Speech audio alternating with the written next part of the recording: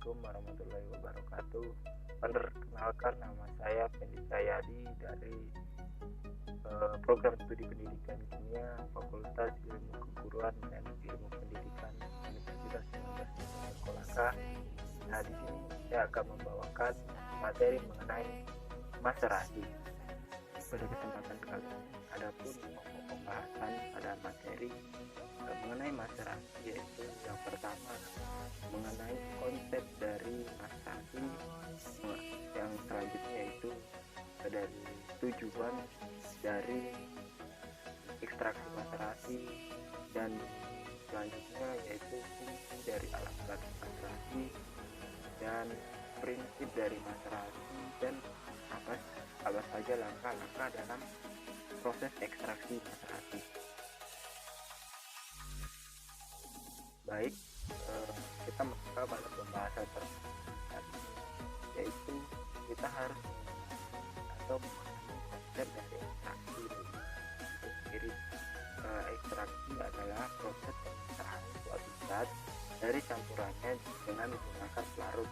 Nah, biasanya pelarut yang digunakan harus dapat mengekstrak substansi yang diinginkan tanpa mengharuskan material lainnya. Pada umumnya, ekstraksi dilakukan dengan menggunakan pelarut yang didasarkan pada kelarutan komponen terhadap komponen lainnya dalam campuran. Pelarut sendiri, pelarut biasanya yang digunakan yaitu pelarut organik ataupun pelarut lainnya.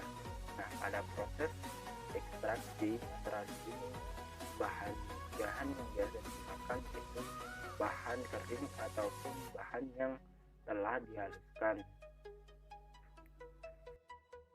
Nah, kita lanjut kepada pembahasan yang kedua, yaitu mengenai tujuan dari ekstraksi, yaitu adapun tujuan dari ekstraksi ini adalah menarik komponen kimia yang terdapat pada bahan alam, bahan-bahan aktif seperti senyawa antimikroba dan antioksidan yang terdapat pada tumbuhan, pada umumnya diekstrak menggunakan pelarut.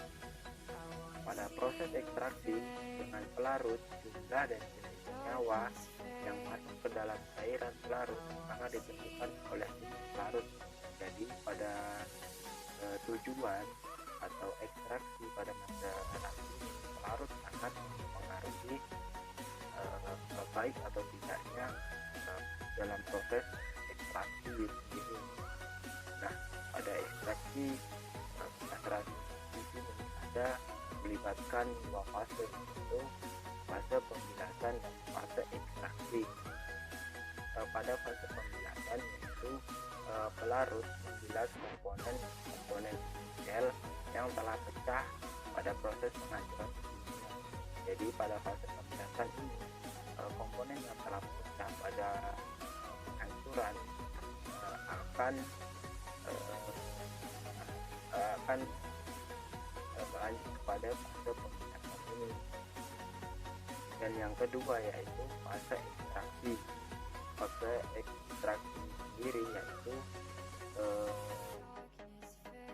fase di mana merubah komponen-komponen menjadi lebih lunak sehingga lebih mudah dilakukan proses ekstraksi sendiri. Lanjut kepada ekstraksi maserasi. Apa sih itu ekstraksi maserasi?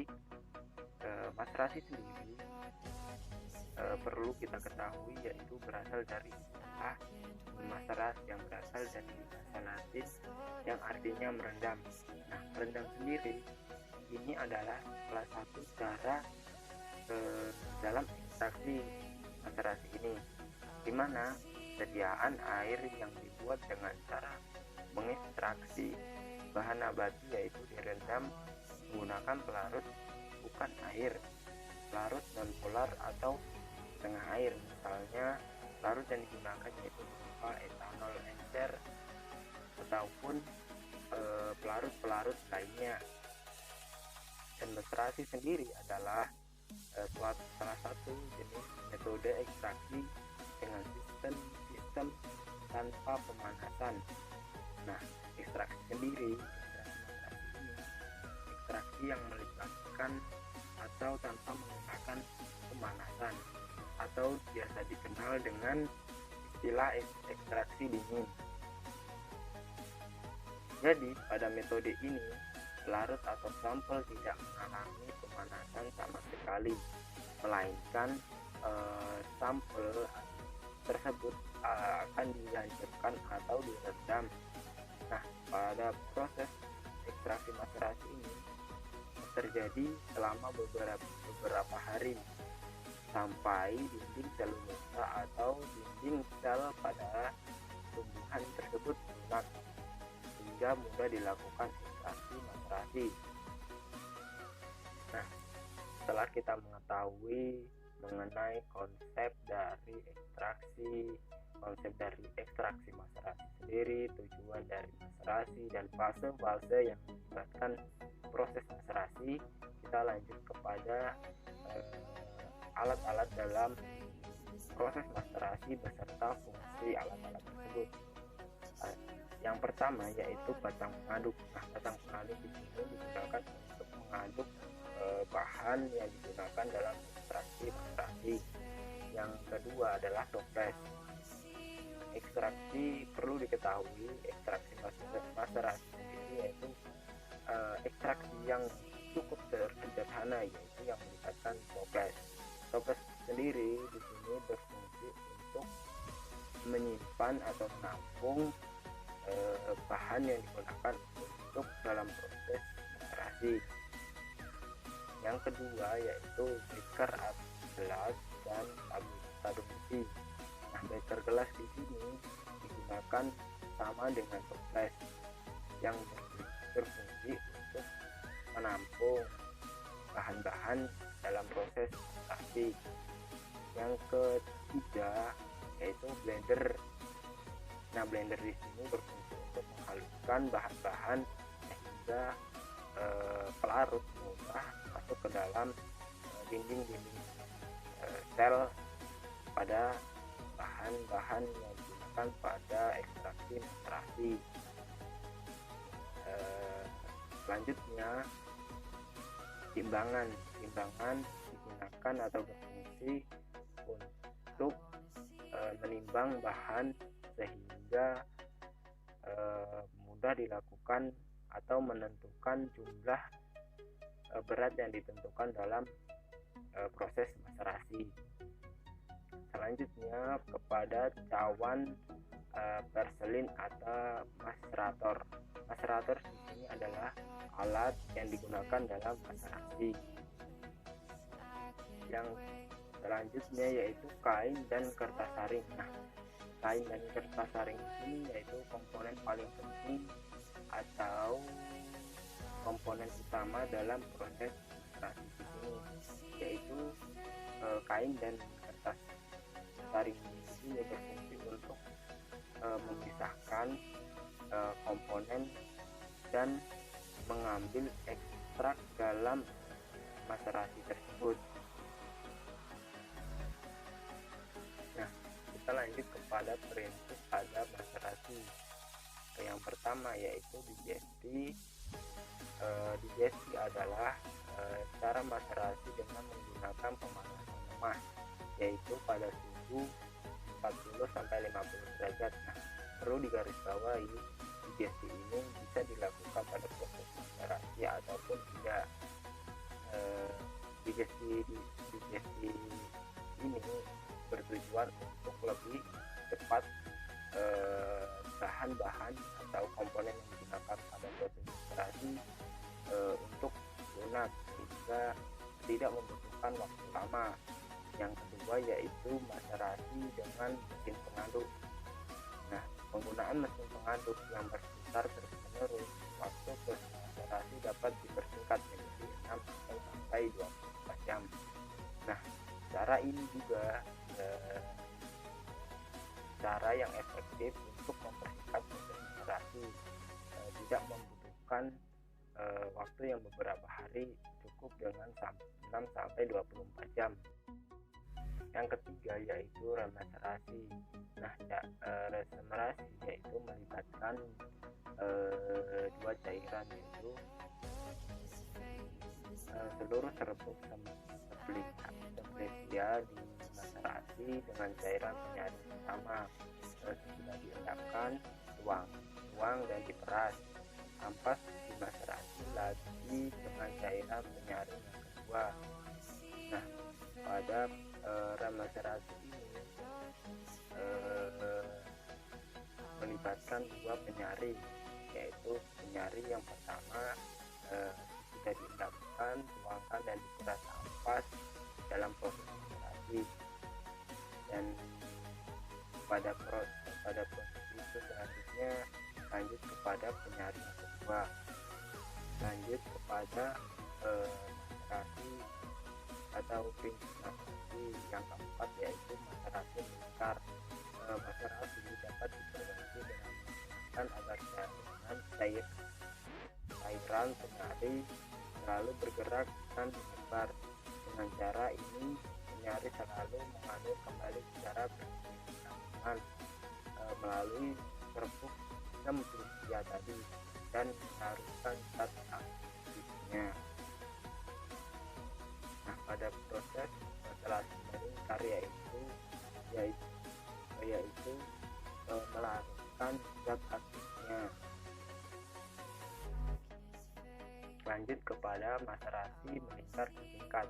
Nah, apabila terjadi pada masalah pada maserasi melingkar, cara maserasi bertingkat melingkar ini dapat dilakukan dengan prinsip maserasi selanjutnya, karena pemindahan massa akan berhenti bila keseimbangan telah terjadi masalah.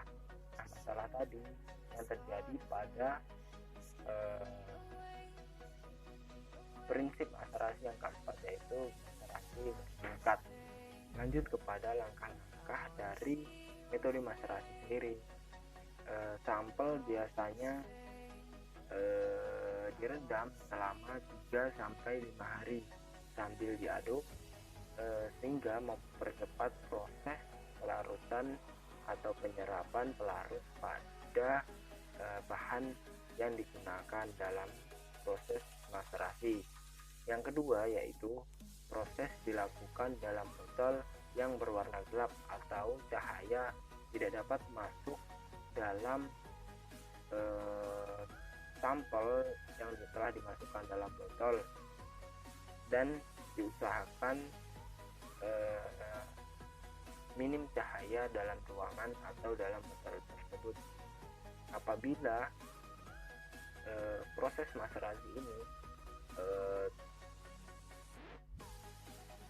melibatkan cahaya pada prosesnya, proses maserasi ini akan berlangsung menjadi beberapa hari ataupun gagal dalam proses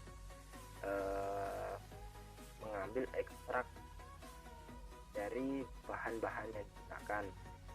Yang ketiga yaitu ekstraksi dilakukan berulang-ulang kali sehingga sampel terekstraksi secara sempurna, yang ditandai dengan pelarut pada sampel berwarna kuning. Nah, pada langkah yang ketiga yaitu ekstraksi dilakukan berulang-ulang dengan bertujuan sampel dapat berekstraksi secara sempurna, dan adapun sampel yang ditandai sampel yang sempurna yaitu sampel yang berwarna kuning. Lanjut kepada ekstraksi ataupun langkah-langkah metode ekstraksi yang keempat, yaitu sampel yang direndam dengan pelarut tadi disaring dengan kertas saring untuk mendapat maseratnya. Nah, setelah kita ketahui pada fungsi dan alat-alat maserasi, pada langkah-langkah keempat ini melibatkan kertas saring untuk sampel dapat mendapatkan ekstraknya atau maseratnya. Lanjut kepada langkah-langkah metode maserasi yang kelima.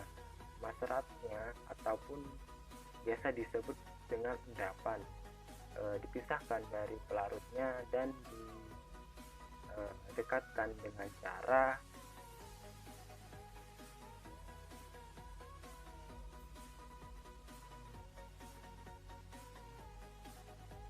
lanjut kepada maserat kelima atau langkah-langkah metode maserasi yang kelima, yaitu maseratnya atau biasa kita ketahui dengan endapan dipisahkan dari pelarutnya dan didekatkan dengan cara penguapan. Nah, pada langkah-langkah metode maserasi ini itu melibatkan penguapan untuk memisahkan pelarut dengan endapannya. Baik, itulah tadi sedikit pemaparan materi mengenai maserasi. Adapun salah kata dari saya ataupun kebawaan materi yang kurang berkenan di hati teman-teman semua, maafkan. Sekian dari saya. Assalamualaikum warahmatullahi wabarakatuh.